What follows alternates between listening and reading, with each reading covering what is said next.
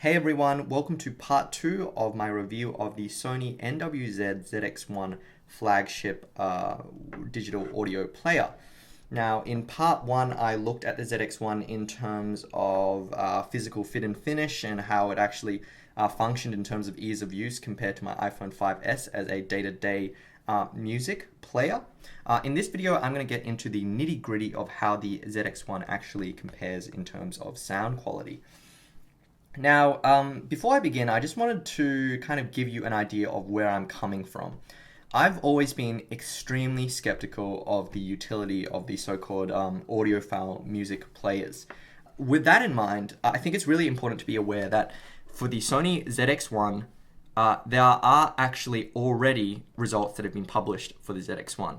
And they are, among other measurements, particularly from the Chinese audio forum Sumao. Now, Sumao has measured the ZX1 and also the iPhone 5S, and they basically found that on their test bed, the ZX1 and the iPhone 5S actually compare very, very similarly. In terms of outright performance, they are two very, very similar kind of players. They're both high-performance kind of audio players. The one key difference, though, between these two players in terms of the measurements is that the ZX1 has a range, or rather a signal-to-noise ratio measured at 93 decibels, whereas the iPhone 5S has a signal-to-noise ratio of 96 decibels. Now, what signal-to-noise ratio is, it's literally the signal, the ratio of the amount of signal, which is what you actually want to hear. So signal can be your music, or it can be test tones or that kind of thing, but signal is actually what is the original kind of thing that you want to hear, and noise. And noise is everything that you don't want to hear. It's electrical noise, distortion, everything produced by the player. And what they found was that the iPhone 5S produces a higher signal-to-noise ratio, which means it produces more signal and less noise compared to the ZX1. And this is a really, really critical figure because the theoretical maximum of 16-bit audio in terms of dynamic range is 96 decibels. So what that means is that the ZX1 cannot actually, by their measurements, it does not actually seem to match or even exceed the actual the actual 96 decibel signal to noise ratio of 16-bit CD quality audio. Right? It achieves 93 decibels, which is less than an iPhone 5S and less than 16-bit CD quality audio. And this is incredibly disappointing for a player that is being sold as a 24-bit high-res audio player. Now, whether or not 24-bit audio makes a difference or not, in terms of whether you can hear it over the background noise of your train or your plane or anything like that, that's another kind of debate. But the fact is that the ZX1 is being sold on the ability to do something that it actually cannot do. It cannot achieve a 24-bit audio signal-to-noise ratio. It cannot achieve a 16-bit audio signal-to-noise ratio. And in kind of practice, what I found is that actually, yes, the ZX1 produces noticeably more background noise than the iPhone 5S. It's a constant thing. I've noticed it on my Newforce Primo 8 review unit. I've noticed on my Sennheiser Ampere. On the Sony XBA-H3, I've noticed it a bit. It's something that the ZX1 definitely produces more of, and as soon as you start playing a audio file, when the amplifier kicks in, you can hear a constant fuzz. And that's really kind of disappointing for a player that is being sold as a flagship audio device. So that's kind of why I think measurements are important, because they indicate to us, beyond the kind of buzzwords that whatever marketing uses, there are fundamental aspects of performance which are very easy to measure and which are very easy to differentiate audio players on. Apart from that, as I said, the iPhone 5S and the ZX1 both measure very similarly in terms of total harmonic distortion, those kind of figures. The ZX1 measures slightly better in terms of stereo crosstalk, etc., etc.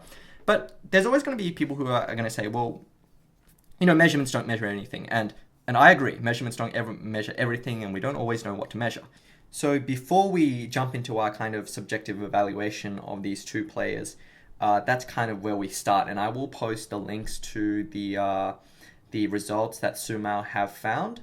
But just in terms of the actual measurements, these two players should perform very, very similarly, but the ZX1 should produce more background noise.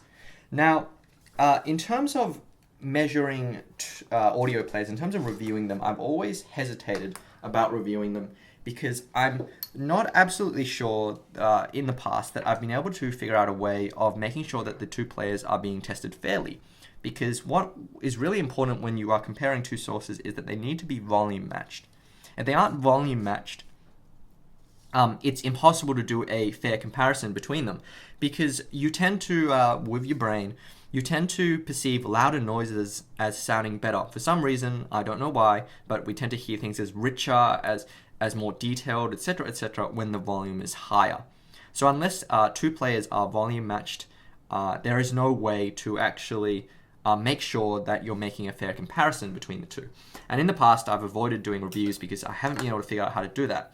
But I recently got one of these little things, as recommended by a forum post on Headphone, the Sescom iPod A/B switch, which has been very invaluable in trying to figure out a way of volume matching. And just in order to review the ZX1, I have figured out a way of achieving a good level of volume matching between these two players. And I do this by starting by doing this.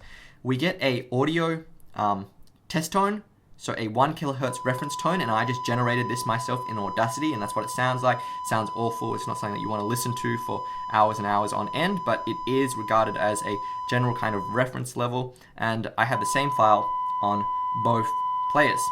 Now, with the Sescom iPod switch, what this allows you to do is switch between two different sources very rapidly and send them out to a single source.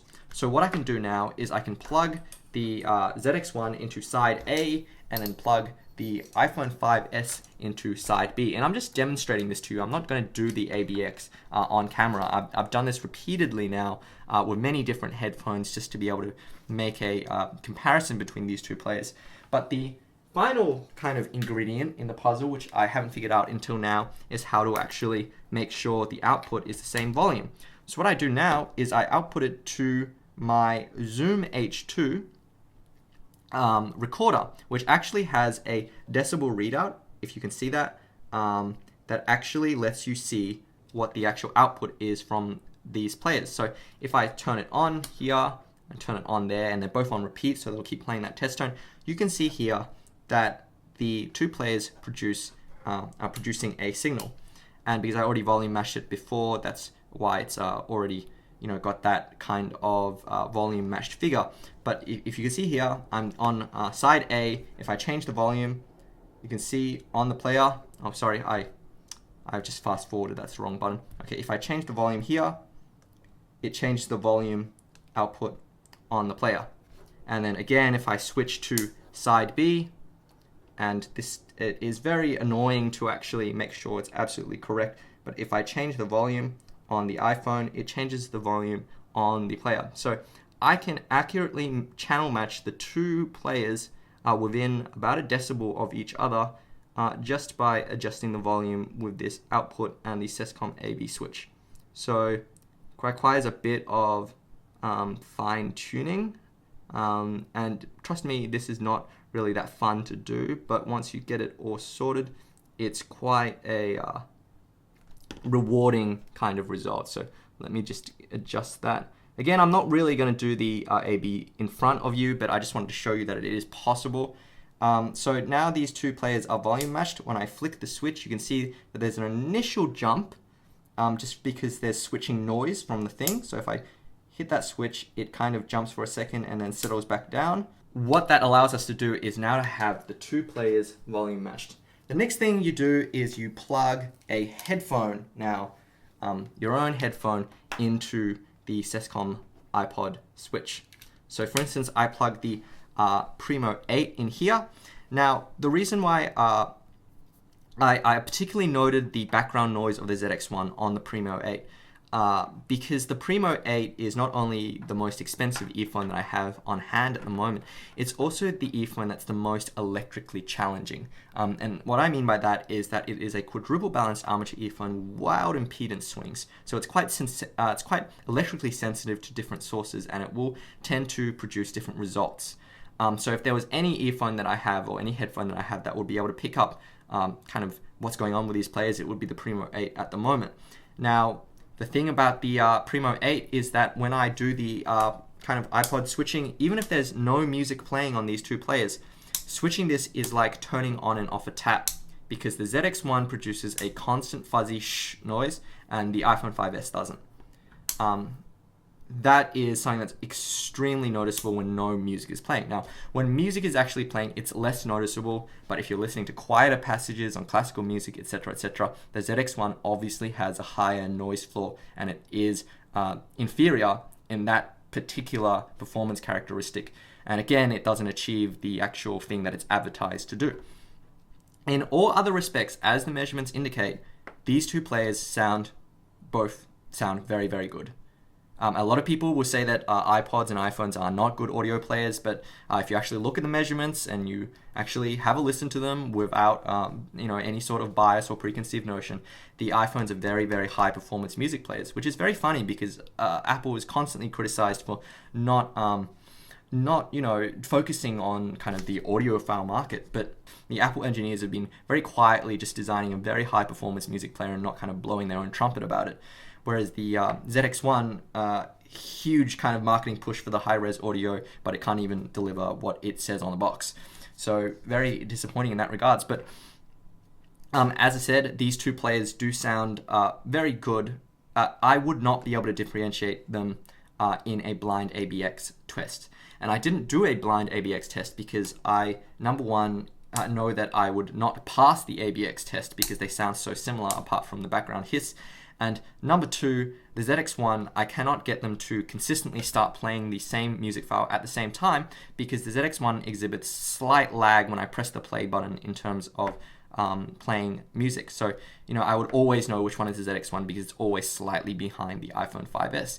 But I don't really need to do the ABX test to really be able to tell you that they sound very similar. So where I come down on this issue of whether the ZX1 is worth it or not, this is how my consideration works.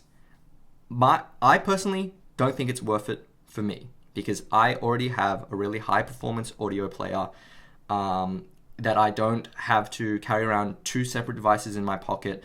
The iPhone 5S appears to in most respects perform as well as the ZX1, except for some critical respects where it performs better than the ZX1. And I don't want to have to spend an extra $500 to carry around an extra device in my pocket that actually does less in terms of being a mobile phone and a modem and that kind of thing than my iPhone 5S. So from my perspective, I don't think it's worth it. If you have an Android music player, or an Android smartphone or some sort of smartphone that doesn't actually have very good audio performance, the ZX1 might be worth it. I think the ZX1 might be worth it because you do get a 128 gig audio player with a good interface and it is really nicely built and it's still a high performance audio player. But I don't think the ZX1 performs substantially better. It doesn't seem to perform substantially better, and in fact, in some respects, seems to perform worse than, say, an iPod Touch, 5th generation iPod Touch, which is, in many respects, by what the measurements indicate, is that the iPod Touch 5th generation actually performs even better than an iPhone 5S, especially because the output impedance on a iPod Touch 5G is actually lower than it is on the iPhone 5S.